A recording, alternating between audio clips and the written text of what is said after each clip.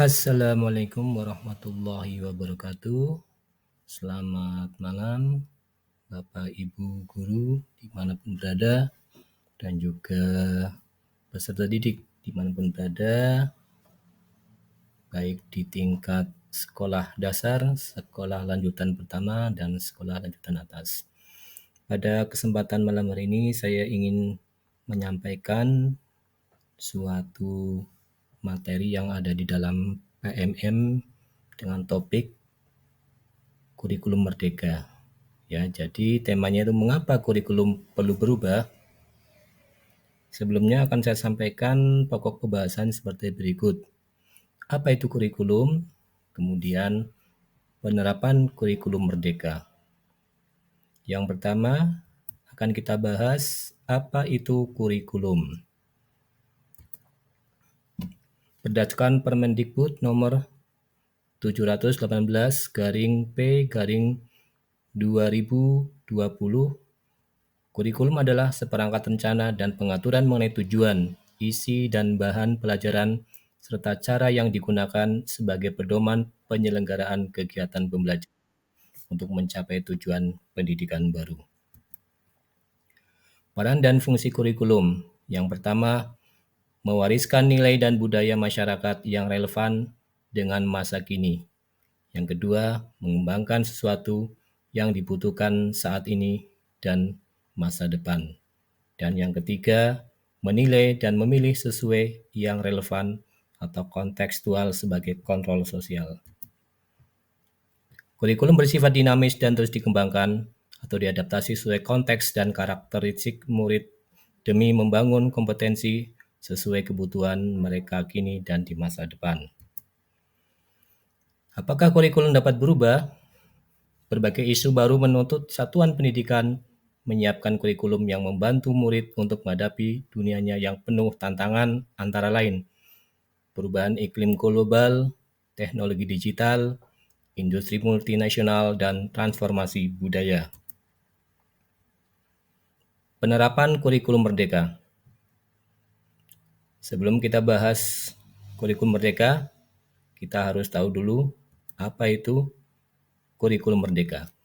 Kurikulum merdeka adalah kurikulum yang memiliki pembelajaran intrakurikuler yang beragam sesuai dengan kondisi murid agar lebih mudah memahami konsep dan menguatkan kompetensi.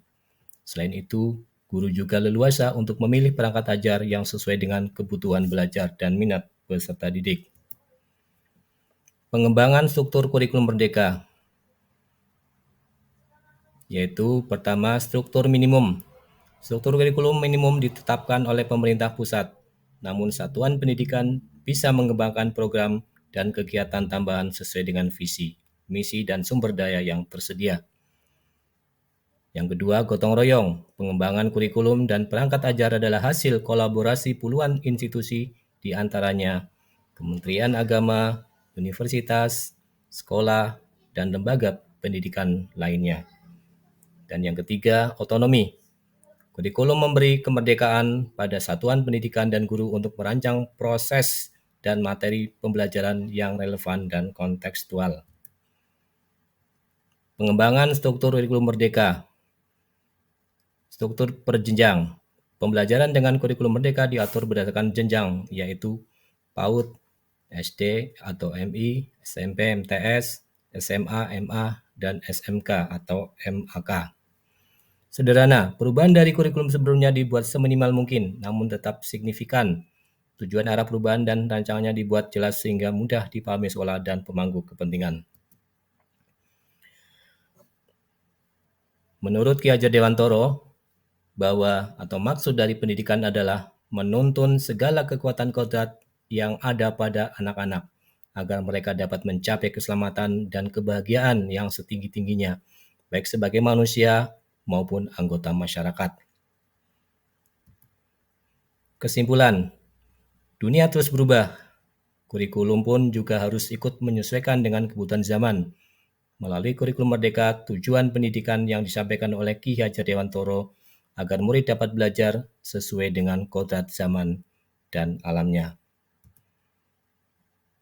Jangan ketinggalan untuk memberikan umpan balik.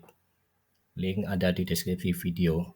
Oke, itu dari kami untuk menyampaikan apakah kurikulum Merdeka perlu diterapkan di dalam pendidikan baik di tingkat SD, di tingkat PAUD, SD, MI, SMP, MTS, SMA, MA, SMK atau MAK. Demikian sedikit deskripsi atau pemaparan dari kami tentang apa itu kurikulum Merdeka. Terima kasih. Assalamualaikum warahmatullahi wabarakatuh. Selamat malam.